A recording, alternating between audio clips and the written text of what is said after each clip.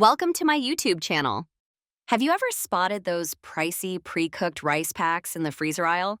What if I told you that you can make your own at home easily, cheaply, and just as convenient? Today I'm sharing how to freeze and reheat rice like a pro. Why freeze rice? Freezing rice is a game changer. It saves time, cuts down on food waste, and makes weeknight dinners a breeze. Plus, you can easily build this into your routine. Cook extra rice during meal prep or dedicate a day to stock up for future meals. How to freeze rice. Let's break it down step by step. First, cook your rice as usual stovetop, rice cooker, or instant pot, your choice. Next, spread the freshly cooked rice on a cookie sheet. Fluff it up and let it cool for about 20 minutes. Once cooled, scoop the rice into freezer-safe bags.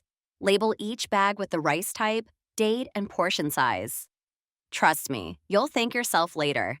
Stack the bags flat in the freezer. Your rice will stay fresh and tasty for up to 2 months. Reheating frozen rice. Are you ready to dig in? Here's how to reheat your frozen rice.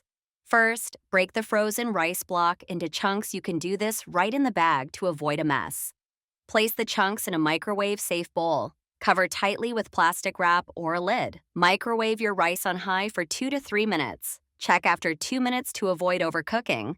Then remove carefully the cover. Watch out for hot steam. Fluff with a fork and serve immediately. Adding frozen rice to dishes. Want an even easier option? Let me help you toss your frozen rice straight into soups or stews. The heat from the simmering liquid defrosts the rice perfectly, adding instant heartiness to your dish. And that's it. Freezing and reheating rice at home is super simple, saves you money, and makes dinner prep a snap. Give it a try and let me know how it works for you in the comments. Don't forget to like, subscribe, and hit the bell for more easy kitchen tips. Happy cooking!